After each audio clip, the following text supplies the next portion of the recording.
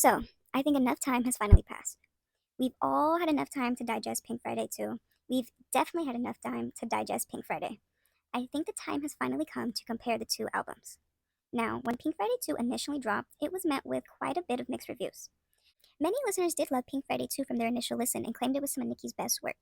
On the other hand, quite a bit of people did criticize the album during its initial release and claim that it just didn't meet up to the Pink Friday standard that they had in their head set from the original album. So I think it's time we finally talk about it. We really sit down and decipher between Pink Friday and Pink Friday 2 which album is actually better. So, in order to truly decipher which album is superior, I did create some type of criteria for the album to be ranked upon and compared.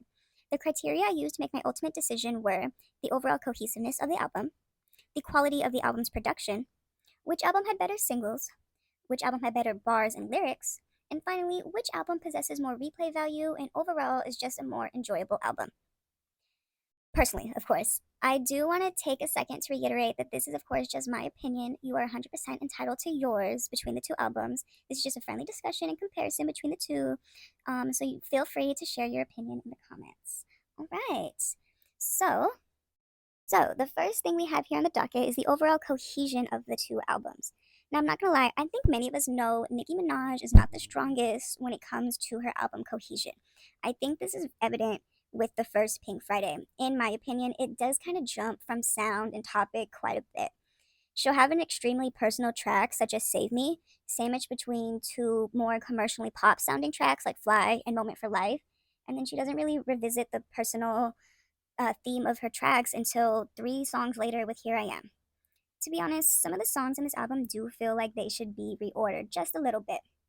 On the other hand, I feel like by the time Nicki is working on Pink Friday 2, she had greatly improved upon this skill and was able to deliver a cohesive album. And I think Pink Friday 2 is her most cohesive album to date. In my opinion, the album flows quite nicely. There's a clear A side and B side of the album. Each song is complemented by the songs before and after it, and it overall just makes for an easier listening experience. So I am going to have to give this category to Pink Friday 2. Next up, we're talking about the overall production of each album. Now, I want to preface this by saying I'm definitely not a producer or an engineer. I'm simply making these judgments based on what I think is more sonically pleasing. Now, honestly, the production on both albums is of quality. I don't think either are lacking in this department. I do think the original Pink Friday had kind of a cartoony sound in almost a way. It almost sounds like it's meant to be in a movie or a television show in the background, whereas Pink Friday 2 has much more mature sound that will translate well in a few years. It's something you can just hear yourself listening to in the car.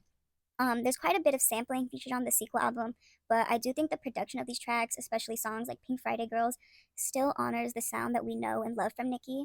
I'm not gonna lie, this category is a close call for me, but I'm gonna have to give it to Pink Friday 2 in my opinion, just for its more universally appreciated sound. Let's go ahead and talk singles for each of these respective albums. Both of these albums had some dope singles. I mean, Did It On 'Em, Red Ruby Da Sleaze. Both of these are some hard ass tracks from Nicki. I do think that the singles we got from the first Pink Friday are way more iconic than those from the sequel. Now, I know obviously those tracks had a lot more time to simmer in our hearts compared to the new singles, but I'm so sorry. None of the songs from Pink Friday 2 are touching the OG. I mean, Super Bass and Moment for Life are so iconic within Nicki's disco. I don't even know you really can compare Super Freaky Girl or Red Ruby the Sleeves to them. And by absolutely, absolutely no means am I saying these are bad songs. Like, absolutely not. I'm just saying, last time I saw you isn't sitting at the same table as your love. Sorry. So for these reasons, I'm gonna have to give it to the OG PF. Now let's move on to bars and lyrics between the two albums. Now we all know by any means it would not be a motherfucking Nicki Minaj album if there weren't any hard-hitting bars, punchlines, and metaphors, all of the above included within every single song. And oh, let me tell you, she delivers on both albums. And I mean, on the first Pink Friday, she was over here spinning, if you could turn back time, share, you used to be here, now you gone, there. And go against me now, I dare you, Bambi. Like, I know you caught that devil. Okay, Nicki, I see you. Mind you, this is just scratching the surface with some lyrics that I knew off the top of my head. But Pink Friday 2, on the other hand, let me tell you, Nicki was not playing around on this album when it comes to the bars. Believe me, there are motherfucking bars. Songs like Barbie Dangerous alone clear so many tracks in Nicki's discography. She really said, "You are over, ain't in the range of us."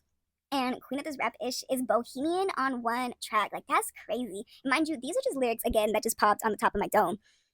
Even tracks like Everybody really showcase Nicki at her best when it comes to, the fun, playful, yet thoughtful and intellectual lyrics that really make you replay and say, wait, what did she just say? But some of my favorite lyrics from these songs are so simple, but I think that's what make it clever in a way.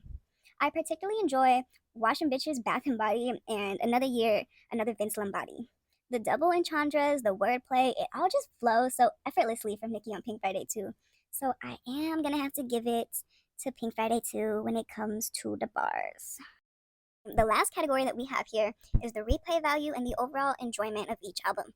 Now, obviously, Pink Friday has replay value if we're still talking about it damn near 15 years later, and it's most definitely a classic, not only for Nicki and her discography, but for rap, specifically female rap as a whole.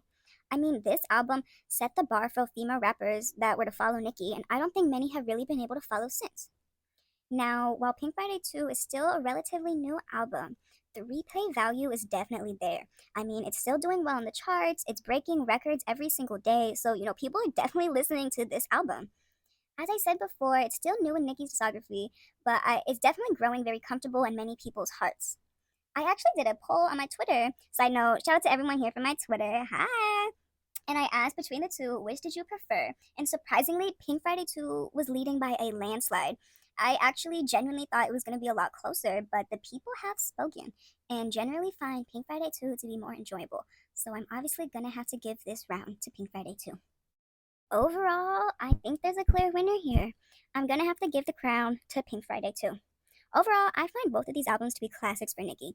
I do see within a few years' time, Pink Friday 2 and all of the criticism that initially came with the release of Pink Friday 2 will be forgotten, and this album will be seen as a classic alongside its predecessor. To me, the Pink Friday brand represents Nicki unapologetically giving us a key into her mind. Pink Friday sounds like an up and coming rapper, ready and eager to prove herself and show herself to the world, show us why we should take Nicki Minaj seriously, and you can hear that passion in the craft from her. In Pink Friday 2, it sounds like a mature and experienced rapper who is fully confident in their position within the rap game and the music world.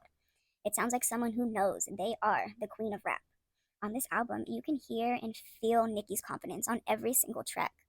I think overall, the Pink Friday series is an excellent experience into Nicki's mind, her emotions, and her overall headspace. And if we do ever get a Pink Friday 3, I'm excited to see where that journey takes us. But for now, Pink Friday 2 is the supreme album within this series.